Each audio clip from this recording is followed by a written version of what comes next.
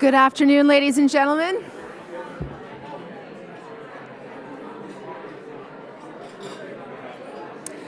Good afternoon, ladies and gentlemen. We're going to begin today's event.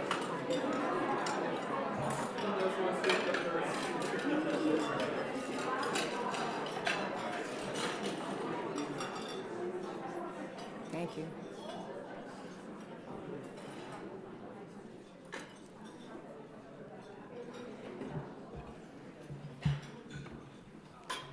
Good afternoon, ladies and gentlemen. Please join me in welcoming our webcast viewers. My name is Colleen Kennedy, and I have the pleasure of serving as the Executive Director of the Canadian Club of Toronto. Our club strives to bring you a diversity of speakers who address issues that are top of mind. We are conscious of the diversity of our city, province, and country, and strive to reflect this not only in the topics we present, but those who present them. Today's special guests are great examples.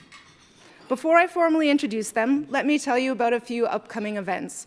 On Thursday, May 10th, we have Michael Combe, the City of Toronto's Chief Transformation Officer, talking about smart cities. And on Wednesday, May 23rd, we have two events: a breakfast with the Premier of Nova Scotia, Stephen McNeil, and then a lunch, a dynamic panel of incubator leaders taking startups to market giants, moderated by Amber Canwar, who's here today too. So we look forward and we hope you might join us at those events. To learn more, please visit us or buy tickets at www.canadianclub.org.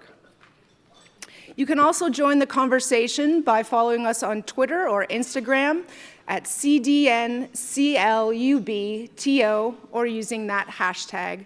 We have social media handles on the table that you can use if you're tweeting or posting today. We hope you join us in this important conversation. I would now like to take this opportunity to thank NBC Universal for generously supporting us for this event, represented here by Ron Suter. Thank you so much.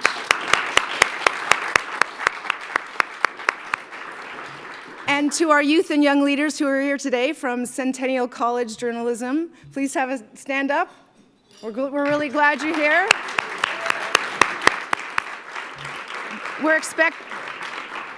We're expecting some great questions from you. And now our guest speaker. The journalism profession is facing unprecedented change and challenges. The small electronic device that we carry in our pockets and purses is used as a news feed. Write, record, post, repeat. The use of social media can have serious consequences and lasting impact. Perhaps on this point, the 45th American president comes to mind. How does a journalist maintain audience interest and trust in this environment? Today's guests have decades of broadcast journalism experience between them and have lots to say about this topic. I had the distinct pleasure of going to Queen's University at the same time as Ali Velshi, where he acted as a bit of a mentor. We have lots of Queen's people in the event. Last week, Ali and I were remembering an event on campus that he made the cover of the Whig Standard for, because it was horribly confrontational that Preston Manning was coming to speak at Queen's. And there was lots of protests, and the big issue was that he would not take unvetted questions from the floor. He would only have approved questions. So Ali and some others were quite vocal and proceeded to get themselves kicked out of Grant Hall, and that was the picture that made the cover of the Whig Standard the next day. So I can't think of a more fitting person who has been committed to free speech and public discourse for all his life to join us at the Canadian Club podium, where we've been celebrating public discourse for over 120 years. So we're very glad that you're here. He is popular and well-liked broadcast journal all across North America. He's worked for CNN, Al Jazeera, and BNN. Of course, we have friends there from here too. Currently, he's an anchor at MSNBC and a business correspondent for both NBC News and MSNBC. He has covered financial as well as many global issues. His ability to deliver complex economic analysis in a clear and compelling way has made him a sought-after speaker. He has appeared on popular talk shows like The Daily Show, Oprah, and The View. He has also authored or co-authored 2 books on money management. Joining Ali in conversation is Heather Hiscox. She's the morning host at CBC News Network, a role she has had for 11 seasons. She was recently recognized for her news anchor role with a Canadian Screen Award trophy. Heather has covered some of the major news stories of our time, from the election of President Barack Obama to the royal wedding of Kate and William, some Olympic competitions, many other stories, and she heads off soon to the upcoming nuptials of Harry and Meghan. So we look forward to seeing that. Members and guests, don't forget, if you have questions, please fill out a Q&A card. We won't vet them, but I promise you we might not have a chance to get to all of them, but we look forward to hearing from you. Ali, Heather, the Canadian Club podium is yours.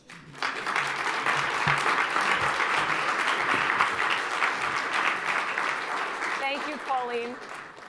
I'm surprised that with all this Queen loving going on that you let a Western grad be the one to ask you questions. I don't know, but Someone here I am. didn't vet that. Exactly. Someone didn't get vetted. Can I say thank you to the Canadian Club for inviting me to take part and to share the stage with Ali, because I'm tremendously looking forward to this. Simply for the fact of being able to meet your family, which is and CBC viewers, and I'm so happy to have you here today as well. Like most of you, I first encountered Ali Velshi as a viewer, and I quickly became a real admirer of his work, first at CNN, and of course now at NBC and MSNBC. And now, today, again, like most of you, I suspect, I look at that work and I wonder, how on earth does he do that work? How does he go about the work of a journalist given the current context, when crisis is unabating, when the headlines are unpredictable, with a president who is untethered to truth, as James Comey so memorably put it in his new book? So I, like you, am looking forward tremendously to Ali's Tales from the Anchor Desk. Welcome. Thank you, Heather. Thank you for being here to do this. I'm so pleased. Thank you. And welcome home. Thank you. You know, we could talk the whole half hour of my time about Canada. That's not why we're here. But I am curious, given where you are now. Yeah. What feels, what looks, how does Canada look amazing. And feel to you It looks right amazing. now? It looks I amazing. thought so. I've always, anybody who's watched me over the years knows that I have never been shy about my background and about making Canadian references and talking about how I'm from Canada. And it was always fun, and it always meant that much to me, but it means something entirely different now. Because of the state of governance in the United States, because of the ongoing conversations about healthcare, but more importantly, the moment that stands out for me is that shortly after the election, I was invited by the Canadian consulate in New York to the opening night of Come From Away. And you know, it was after the election. I truly didn't really know about Come From Away. I'd just been fully immersed in American politics for the preceding year. And I thought, look, anything the Canadian consulate asks me to do, I do with great fun. So my wife and I, Lori, who's here, went off to that night. And I did know that the Prime Minister was going to be there, but I thought that's just par for the course. What I didn't know is that there'd be a number of government officials from the United States there. Nikki Haley was there. Ivanka Trump was a guest of the Prime Minister's. And then that story came on, and I'd sort of roughly heard about it. I mean, I obviously knew what the story was, but I didn't know what this musical was and how it did it. And it was remarkably moving in that moment in time, because it was set in a time of discord and tragedy, and it was this great story of the human spirit. And then at that event, it was one of those things that was, while the kindness that was illustrated in that show is a universal kindness, to be able to say that's how Canadians react to adversity is something that has just stuck with me. And I have to say, I continue to be so proud of Canada and of being from here and of having my values established here. And I fully understand that Canadians have debates and disagreements about the most basic things, and that's the beauty about traveling the world as a journalist. When you go to different countries, you realize their big fights and their big issues are the top of their news and the front of their newspapers, but there is a general Canadian-ness that I understand better now than I even understood when I was here, and I'm very proud of that. Do you think it helps you do your work better? Yes. How so? Because there's another way. Because it is obvious to me in this world, and it is not simply an American phenomenon, but in this world in which we have weaponized culture, and that has resulted in electoral sways and victories, and it's happening all over, and there are parts of it in Canada, there is a third way. There is a way to which you can subscribe, in which you do not get up every morning and are not identified by your politics or how you voted or who you vote for or your tax rate or even your views on things. There's a way in which you get up every morning and realize that the other enriches you. The other is not someone you get up to fight off every day. And it is prevalent. And I think more people have that view in the world than don't.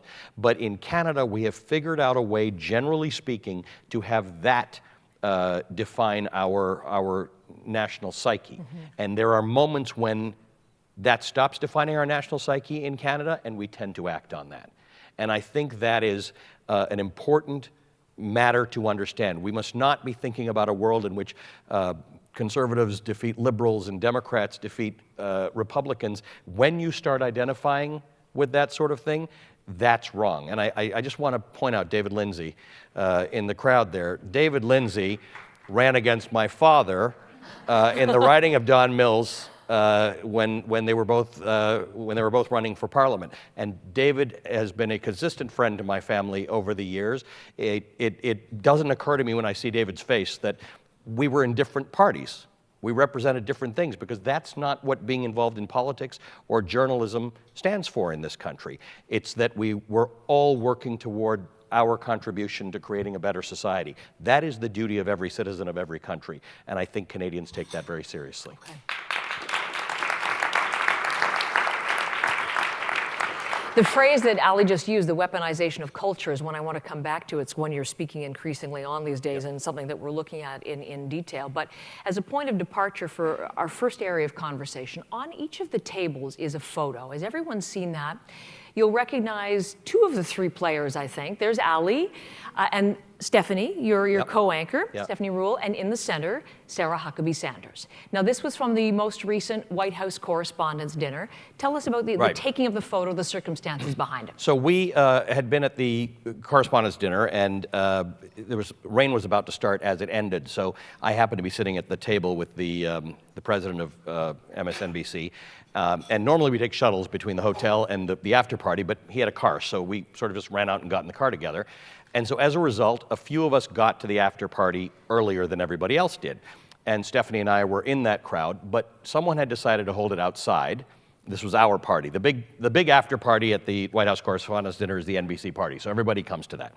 And we had gotten there so early that Stephanie and I didn't get a picture on the, where you take pictures. So it's raining and it's windy and it's unpleasant and everybody's there. And the PR folks had said, could you go back to, the entrance and take a picture? So while everybody's running to get to the tent, Stephanie and I are going the opposite way, bumping into people, getting to this place where the picture is being taken. And this lineup has stopped because it's raining and everybody's got umbrellas. We're literally outside. And as we're trying to take this picture, Sarah Huckabee Sanders walks up. Now, it's our party. We're hosts, so we brought Sarah into the picture, and we took it. And in that moment, you're not thinking about anything except the fact that everybody's cold and it's raining and it's our party. That picture then got posted the next day. What happened? By NBC PR. And thanks, Ron, by the way, for being from NBC Universal. I appreciate you coming here. And I'm not sure I would have posted it, but, we posted everything. We literally handed over to the media all the pictures that the photographer took. And then, because of all the kerfuffle after the dinner, the comedian, Stephanie she tweeted that what she meant to tweet, I don't know the exact words, but the sentiment was, I'm not sure I would have sat there and taken it like Sarah Huckabee Sanders did. It wasn't a commentary on the comedian or Sarah Huckabee Sanders. It was just a, wow, that was interesting that you were sitting at the head table and you didn't get up and walk out. That didn't go over well with a lot of people. And what we realized was that while we have a lot of viewers who watch MSNBC for a lot of reasons, and we think we do a great job, and we're often and more often than not #1 in the ratings, what we didn't understand is there are a group of people who consider themselves the resistance, for whom we, the journalists at MSNBC, are the warriors of the resistance. Right. And explain what the resistance is. The resistance, the hashtag, deniers. the resistance is the people who, for various reasons, it's the loose grouping of people who are against Donald Trump and the things he represents. It's largely affiliated with the Hillary movement Clinton. to do something, discredit journalism. Well, discredit the opposite. the those administration who would, mostly, yes. right? So, and it's a tough moment for us because we're glad to take viewers from wherever we take them, but we're journalists. We're not members of the resistance, and we had a boycott movement start because of that picture. It blew over after a few days, but just the idea that you would take a picture with the press secretary from the White House caused that sort of problem. Now, on a daily basis, most of her briefings fall in my 3 o'clock hour, and we take her to task and hold her to account every day.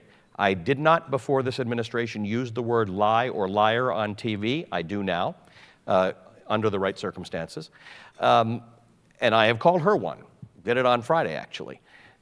But she was at our party and we took a picture. Mm-hmm. Now, I don't know. There are a lot of questions about that. Should she have been at the dinner in the first place? Should we have invited her to the party? Well, we invite everybody to the party, so do you deliberately exclude those people? Should members of the administration be at the White House Correspondents' Dinner in the first place? Should this be a party for journalists? But more importantly, do we not have bridges of dialogue to people in administrations? That I don't think is the right answer. As I got thrown out of the speech at Queens for saying, I don't think bridges of dialogue should be cut off between anybody. So it's an interesting circumstance, but there are still some people very angry about that picture. You know the climate as well as anyone else. Was there something in that reaction that surprised you, that shows you the division? Yeah, the heat of it. The heat of it now. Yeah. More so than you even thought. I completely agree with people who feel that it is a betrayal that this administration lies as much as it does, and that Sarah Huckabee Sanders represents so much of that. That said, there are many industries I can think of. If I were a representative of those industries or a CEO, I'd hire her in a second. She's particularly good at what she does. But this idea, we should be holding administrations to account. I have always been a little bit uncomfortable with events at which journalists and CEOs and politicians mingle too closely and try and take pictures with each other. I get the criticism, I really do. And I think we should all reevaluate whether we should have events like the White House Correspondents' Dinner or Canadian equivalents of them. But I think when we get to a point where you can't take pictures with people, you may have gone too far. Do you have to be these days an activist or a commentator, editorialist in some place? Or can you, in your current reality, be a journalist? You know, the quaint notion of get all sides and let the people decide, or do you have to? That's a tough one. That's a tough one. I don't know whether you can escape a role of commentator in this day and age. In my case, my training as an economic journalist with a lot of the folks here at this table, welcome to the BNN Bloomberg folks, and with Bruce Sellery, this is going back 25 years. That's what I know. So what I really enjoy doing is laying out the facts of a story and then debating that. And I'm happy to debate people from any political persuasion on that. So I think in that way, where you are an expert on something, I think it's okay to be part of the debate in which you add commentary. I think the complexity is when it's partisan politics. Mm-hmm. That becomes complicated. I don't know that we should be activists, and I don't know that we should be in battle if there is a battle going on. I think once you've declared there is certainly an assault on journalism in this administration. And by the way, again, it's a worldwide phenomenon. But I don't know that because there's an assault on you, you should consider yourself part of the battle. But I struggle with that as well. And I think if you asked 100 journalists, you might get 95 answers to that. I think some people believe that the assault can only be held up by journalists, that we have to stick up for each other and we have to stick up for the profession. But I do know that when that starts to happen, including after the White House Correspondents' Dinner, there was a real sense that, boy, you guys really are a pack, and you're your own pack, and you're impenetrable, and maybe you don't represent people's interests. And I think, well, whose interests do we represent? We should be representing the truth, we should be speaking truth to power, and we should be holding everyone to account. So we are in a remarkable world. It must be interesting to be a journalist in your 20s today, where your opinions about what you're supposed to be are formed, because I'm not in my 20s, and I find it perplexing on a daily basis. What is the role? I walked into CBC this morning for an interview with Michael Enright that's airing on Sunday, and somebody came up to me and says, thanks for what you do, for keeping them honest and representing. And I thought, it was a compliment. I appreciate that part, but it was really complicated. What is it I'm doing? Who am I representing? What is that? Well, as you say, it's fact. I mean, we had an interesting conversation prior to this discussion about how your role has changed so much in the Trump reality, which is now you are a real-time fact checker. Right. Tell me how that works, how you're able to do that, the importance of that. So that's the easy part of the job. I will say this, Donald Trump makes this easy, right? Because in the face of the stuff, the assault on decency and truth that Donald Trump is, I know what side I'm on. That's easy. Donald Trump is a serial liar. He just cannot not lie. It seems like he can't do it. So dwelling in the world of fact is fun and easy, but instant fact checking is much harder than one thinks, because if you're in a discussion with somebody and you're catching every lie and you're stopping to correct it, the discussion will take 15 times as long as it normally would, and it's not much of a dialogue at that point. So, common decency suggests that you lie in conversation only insofar as it doesn't actually affect the ability to have the conversation. So what Donald Trump has taken to doing is, on Friday, he gave a speech at the NRA, which was so jam-packed with lies, but it was like a Fidel Castro speech or a Putin 24-hour press conference. I mean, he spoke for close in on an hour, and he just kept on going. He was talking about Santa Ana invading Mexico, and he was talking about rapists and drug dealers. And he mentioned everything. It was just rambling series of lies that don't make any sense. And if you were to correct all of them, you'd take 3 times as long as the actual discussion took place. So what we try and do is, look, I'm looking forward to a world in which artificial intelligence is there, like whether it's on your phone or your TV or whatever it is, however you're consuming. Pops up? Yeah, it's a pop-up, or there's a veracity meter or a green and a red, something in which you always know whether someone's telling the truth, because they can. Some machine can be figuring out everything I say right now and saying, look, largely I'm telling you the truth, but I used the wrong date or the wrong reference. And that journalists should be evaluated on the basis of their reliability and truthfulness. And our organizations, CBC or NBC or BNN, Bloomberg, is that right? BNN Bloomberg? Have a score. So instead of these awards we get every year at these award ceremonies, what if we were all judged on how truthful we are, and our interviews were supported by instant artificial intelligence fact checking? So we take that nonsense out of the realm of our job, and it becomes about creating a space for dialogue between competing narratives. Competing honest narratives. So what if you really were having conservative versus liberal discussions? What if you were having honest discussions about health care or tax policy, but there was no lying allowed into the conversation? It was really just robust. And we try and do this a little bit on TV. I really go out of my way to invite people on with views that I know are going to challenge and trouble my viewers, to try and bring them out of their bubble. But the basic rule is you can't lie on my show.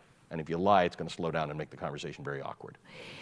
I wonder, I mean, obviously, to challenge dishonesty, to correct misinformation, inaccurate information, okay, I get it.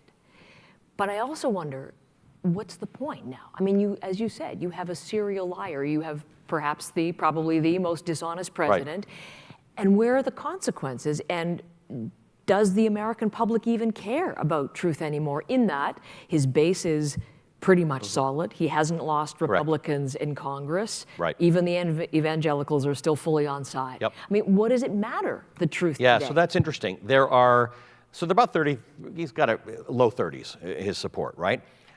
Which when you add it up, of the total voting population, that's significant. When you add it up as a population of Republicans, it's more significant. But there are a couple of problems. So somebody told me the other day that 57% of Republicans believe that news and newscasters lie. So it was John Kasich actually who said this. That's a problem. We've got to address, and some of us in the business have got to take that on as an issue. The other issue is that when you lie about some things, you can lie about other things. So someone said to us at a party the other night that he doesn't lie about the important things. I don't know what that means, but I feel like generally speaking, the president shouldn't lie about most things. But it becomes one of those things that if you lie about some things, you don't lie about other things, people just don't know. And once we get to the point where we don't hold the presidency or high elected office to those standards, then it doesn't matter. So when you say, why does it matter? It only matters because it should matter. Mm-hmm. Once we've accepted the fact that, all right, fine, so he lies about a lot of things, but let's actually take this at face value, you can't do that. And the third thing to understand is as part of our weaponization of culture, what we have weaponized in the United States amongst a group of hard-right conservatives is that nothing matters except abortion rights and the Second Amendment. And so it doesn't matter at what cost you preserve those two things. And remember, while abortion, Roe versus Wade, is there and is not likely to be overturned, this president has filled vacancies on the on the federal courts at a level that someone hasn't been able to do in 100 years. And that's what the success looks like. You'll notice it's small, but every time Donald Trump does make a speech about his successes, he talks about his Supreme Court pick, and he talks about gun control. And this is what that is. That's code speak for on the two issues that matter to you most. And there are probably a couple other issues in the United States that matter, but mostly people are single, double, or triple issue voters, and that's it. And that's why people can coalesce around a president who lies, because in the end, if you're an evangelical or abortion is your number one issue, or the Second Amendment gun rights are your number one issue, this guy's a better hope than not. And the final issue is that I look at 1974 when Republicans turned on Richard Nixon because they understood that continuing to support Richard Nixon was going to be bad for them. Mm-hmm. Donald Trump's support is double what anybody's support in Congress is. So nobody loses for supporting Donald Trump around now. That's the problem. So where Republicans need to say, look, this guy's fundamentally doing long-term damage to Republicans and the conservative movement in the United States, there's no impetus for them to turn on him. You saw a few examples of it, Roy Moore, but you had to be Roy Moore for it to be that bad. Yeah. And you're seeing this with this guy Blankenship in West Virginia who's running for center, who says he's more Trumpian than Trump. But he's a lunatic. Yeah. So it may not, he may not win because Donald Trump doesn't want him to win, and Donald Trump Jr. doesn't want him to win. But going straight up against Donald Trump is politically costly. It's so sobering to see so much written about post-truth society, yeah, post-fact society, and wonder whether American citizens have just given up. Or, conversely, some commentators see they're more engaged in that than ever. They have, Yes. But it's interesting that there is so... Yeah. And I will say I'm an optimist, and I've seen a few things that are really interesting. The students after Parkdale, mm-hmm, that's remarkable. Doesn't matter if nobody doesn't get defeated or nobody wins an election because of it, but marches are fantastic, but the NRA actually gets votes, so that'll be interesting to see how that plays out. There are more women running for Congress in the midterm elections than have ever run before. There are more young people engaged in politics than have been before. Our viewership at NBC and MSNBC, it's remarkable to see the number of people who otherwise didn't follow politics or didn't watch it on TV or didn't read about it who are engaged. The readership of the New York Times and the Washington Post. The New York Times was really struggling. Jeff Bezos bought the Washington Post and was going to create some underpinning for it.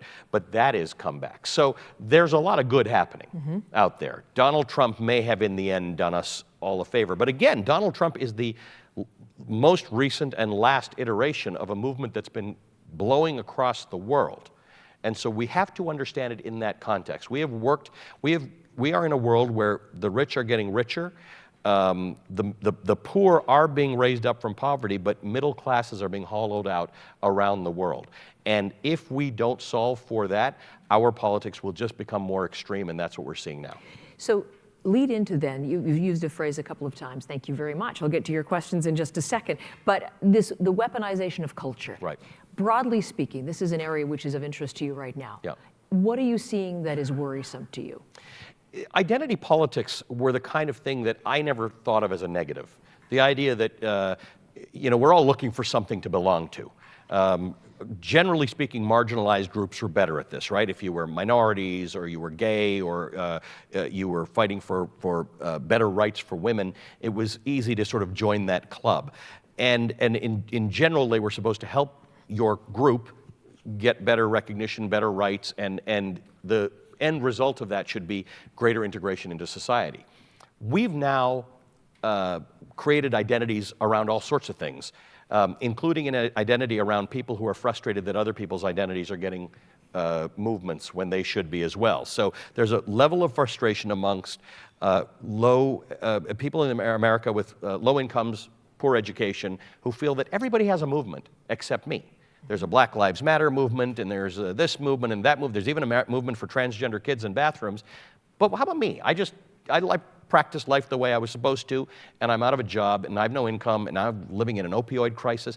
And there's a sense that I need an identity around which to rally. And politicians around the world have created movements around these identities, and they have conveniently combined identities. So single dads, fathers who lost custody of their kids, and men who feel that they didn't get into universities because women were getting in, and white people who felt that Chinese people are taking their spots in universities. And you put them all together into an angry group of people who are able to focus their anger on sort of 12 or 15 or 16 years in America that represents the destruction of their life. Gay rights, advancements in women's rights, minority movements, and all brought together with the face of a black president to say life as you know it is done. And you saw suicide rates going up amongst men, white men in America, and you saw despair setting in. And it's valid despair, it's real. And some of us in the media have not done a good job of creating any bridge to empathy to that group. When we report on people like that, we tend to report on them, to use the New York Times' expression, like they're albino frogs, right? Like there's this weird thing, hey, we went out into West Virginia and found this family, and then you do a little profile on them. We're not good at holding a lot of thoughts at the same time, and I think fundamentally society has not realized that as we give rights and further the lives of people whose lives deserve to be furthered and supported, it's not a zero-sum game. This group doesn't have to succeed because that group's not succeeding. We have got to raise everybody together. And I think that's something we're going to have to try and figure out. But there's identity politics going on both sides of the spectrum. Absolutely. Nobody's speaking for the integration That's right. now. Right. And it's that led to That's correct. the election of Trump Yeah. and elsewhere around the world. Yeah, so now I'm starting to see identity politics in a more complicated fashion than I used to. I thought it was a way in which people, gathered around to deal with things that hadn't gone right for them. Well, that's true, but when we weaponize that, when we take that, put a label on it that says culture, and create voting blocks out of it that are meant to defend you at the expense of your fellow citizens, then we're not engaging in citizenry the way we're supposed to. At some point, we've got to be able to balance your interests and society's interests, and we seem to be unbalanced about that. Your interests seem to be up here, and society's interests can be damned. I mean, you and others have said it's reverting to tribalism. Yes. So how do you then, now that that's so firmly ensconced and those divisions are so deep and the fractures so keen, how do you get beyond that? Well, sadly, the political system in the United States, the system of primaries, doesn't help. That's why you see wilder and wilder people running for office who stake out positions that are more extreme than the last. I mean, if you are a Republican in trouble right now, your problem is not about being more moderate. Look at all these Republicans who want to be more moderate. They're going to get thrown out. And by the way, the same thing's happening on the Democratic side. There's no sense of let's figure out how to build bridges to those people in our societies who rightly or wrongly feel marginalized. It's let's defeat these guys and throw them out. And there was one example in Western Pennsylvania of a Democrat who recently won, who has what one would call moderate views. And a lot of Democrats are really angry about that. That, that's a sellout candidate. And that's what Republicans say about moderate Republicans. They're sellouts. There was a time when I went to, I was a fellow at the U.S. Congress with a congressman named Lee Hamilton. Subsequently, he was on the 9/11 Commission. He was a Democrat. He was a moderate Democrat. He was the kind of guy in the middle of the party that Republicans and Democrats would look at to see how he was voting on an issue, and they would vote that way. Those people don't exist anymore. They simply do not exist in American politics. They exist, but they won't get elected, so they don't run for office. They do other things. And that's the world we've created, where if you do not hold extreme views, and by the way, the NRA is the perfect example of that. It's a racket. Right? The way the NRA works is that you are the candidate, or let's say you're the member of Congress, and you have an A+ rating with the NRA. So they will not only support you, but they will spend lots of money on attack ads, and so you're safe. They'll make people come out and vote for you. The minute you compromise on anything, you may think it's reasonable. It may have been because there was a shooting, and you say, well, let's make sure people under 21 can't buy an assault weapon. You lose your rating. They'll find somebody who won't compromise. You'll lose all the money. The attack ads will be directed at you, and the other person will win. That's how it works. It is a protection racket like the mafia. And that's just the best example of it. But that kind of thing exists across the spectrum on American politics. That's hard to overcome. It doesn't exist here in Canada yet, and let's make sure it doesn't. Yes, but we kind of have a view of moral superiority. We don't think that populism or that kind of culture war exists. But it's not far before. I mean, we've seen it in some leadership candidates. We've seen, there's a lot of talk about parallels in Ontario with the provincial government upcoming. I want to get to your questions in just a second, because my time is coming to an end. But when you talk about the future and getting beyond where we are, everyone wants, we're all on tenterhooks. What's going to happen? What's going to happen with Mueller? Will a porn star bring down a president? I mean, these are all questions that inconceivable that we would be asking. Inconceivable, we'd be discussing these kinds of questions.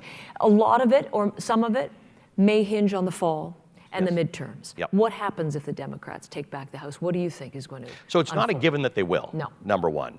All polling indicates at the moment that they will take the House, but, who knows in this environment.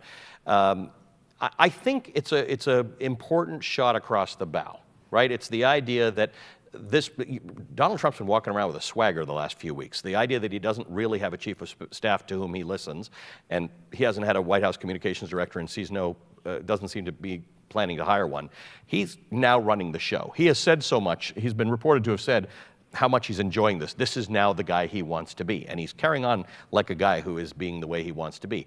Probably within the week, he'll pull out of the Iran deal. Oil's above $70 a barrel today. There are lots of issues. The one thing he might get right, who knows, is North Korea. That might have worked out. His crazy nuclear war, little rocket man stuff might have worked. Who knows? We'll see. But ultimately, something needs to check Donald Trump's swagger. And that's not about Donald Trump. That's about politics in general. Something always has to check a leader's swagger, right? It's the beauty of the parliamentary system, but it's also why we throw parties out every now and then. Sometimes you don't throw them out because you hate them. You just say, you know what, we need you to be reminded that you can actually lose elections. That might help. By the way, it might help Donald Trump, because if his swagger gets checked and he acts more presidential, America might be better off for it. I mean, there are a lot of Democrats who don't want to see anything improve with Donald Trump. They want him to be a train wreck for the next few years, so that come November 8th, 2020, or whatever the election date is, he really does get thrown out of office. I think we need to see whether Americans are going to put their money where their mouth is, whether they're actually going to come out and vote and say, well, yeah, we wanted somebody to shake it up. This isn't exactly what we were looking for. But you all did this in Toronto once, recently, right? So you all know the shaking up things. I don't have names, but these are fantastic questions, so let me bring them. They pick up on exactly many of the points that we were talking about. Bush lied with WMD. Clinton lied about Monica. Obama lied about health care. What's different about Trump lies? Speed. Frequency. Yeah, it's a cultural thing, right? It's not Bush. So the jury's still out on how much Bush knew when he lied. I think we have now come to understand that George Bush surrounded himself. He made a choice. Everybody makes a choice of who they surround themselves with. And he surrounded himself by a whole lot of neocons. And they had an agenda, and it was the agenda we learned about when we were little kids, the military-industrial complex. It's like, oh, I get it. You guys like wars because it makes a lot of money. And that happened. I'm not sure that for George Bush it was part of a larger agenda. It was part of a larger agenda for the group of people who surrounded him. Bill Clinton, you'll remember, was actually being investigated for Whitewater. And in the process of doing so, he lied about Monica Lewinsky, which became the central matter. So as Trump keeps on talking about the fact that this investigation with Mueller has gone outside of the scope of it, Monica Lewinsky was outside the scope of Whitewater, but nobody remembers that it was about Whitewater. It was about Monica Lewinsky. This is a culture of lying, and that's what the problem is. There was the idea that this was supposed to drain the swamp, and we seem to have a different and even more potent swamp in place now. I think that's what the problem is. It's a different level of lying. Now, there are some conservatives who make the argument to me that I find very interesting that had Clinton not done this in the first place, it wouldn't have cheapened the presidency, and we would all agree that the presidency should be up here. But what Clinton did is he brought it down here, and now we shouldn't all complain that presidents lie like everybody else does.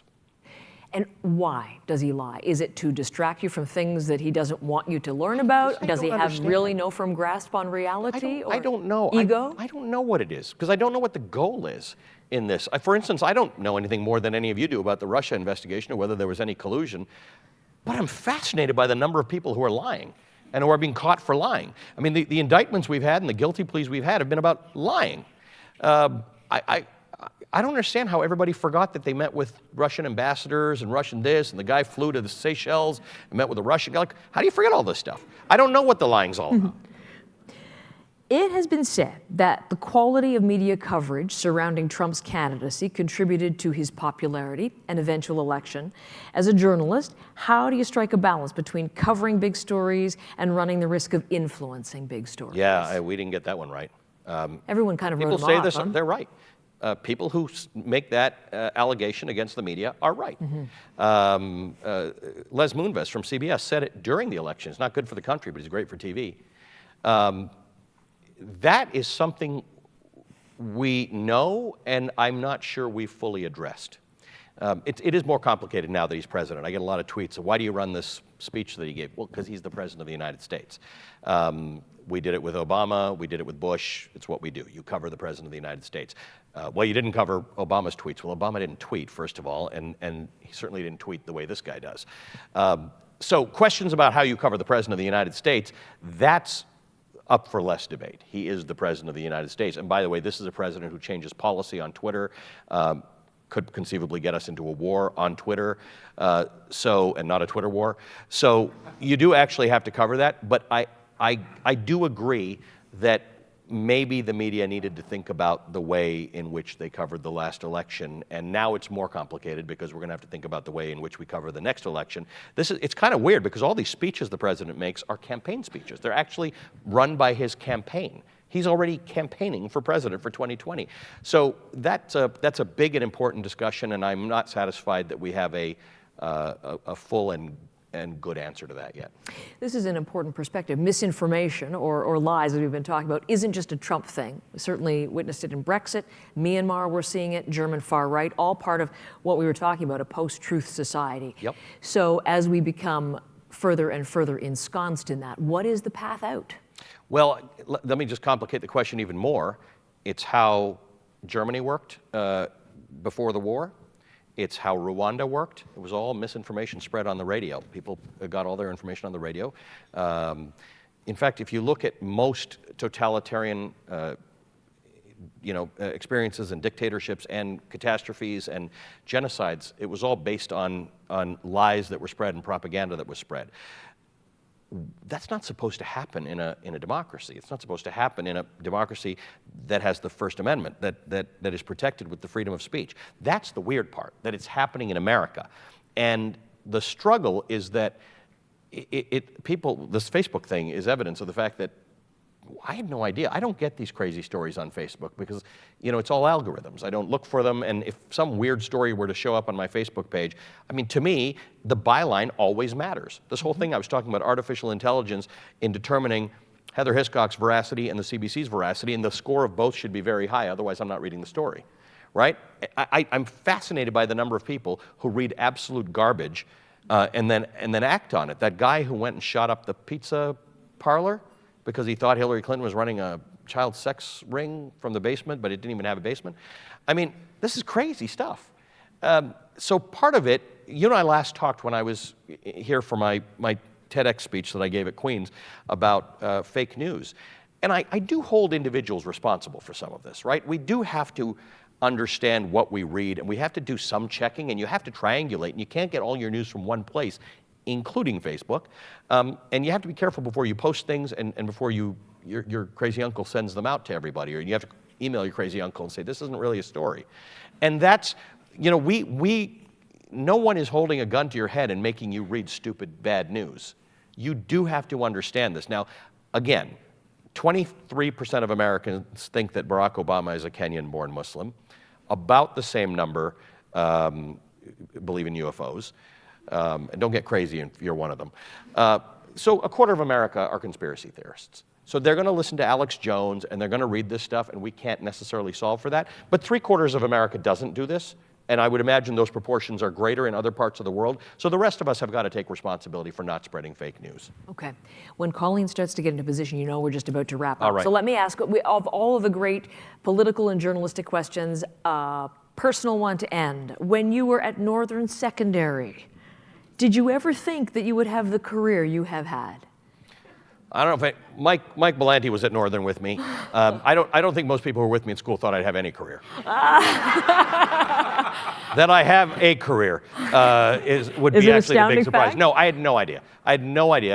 We had a little newspaper at Northern, and I was influential in that, but I did not have any clue at all. I didn't even know it for most of my Queen's career. I got more politically active at Queen's, and as you know, I come from a politically active family, but no, I did not know it, and I'm very grateful. This has been a remarkably fulfilling career, but I didn't plan it. I would be wrong if I said otherwise. Listen, thank you for taking us on a very short ride along with you with your fascinating career and your incredible insights. Ali Velshi, ladies and gentlemen. Thanks, everybody.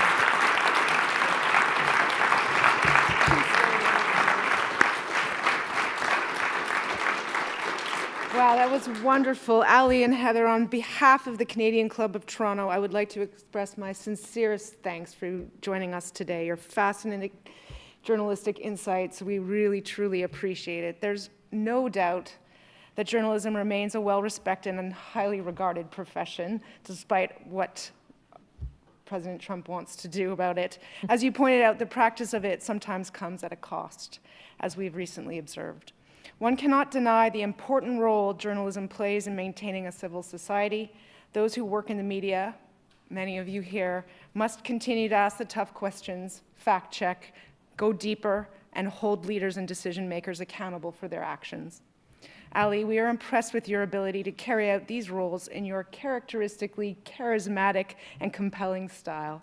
That's what keeps viewers wanting more. We appreciate that you embrace your Canadianness at every turn as well. Heather, we appreciate your ability to captivate and hold an audience live and on the screen. Thank you for joining us. Thank you. We wish you both continued success in your illustrious broadcast careers, so thank you again.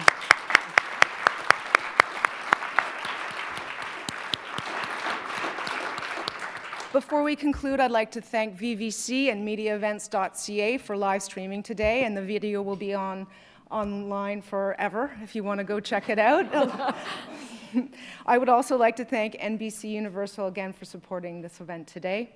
To learn more about the club, check us out at canadianclub.org. Pictures from today will be there and past speeches as well. Thank you for joining us, and we hope to see you again soon.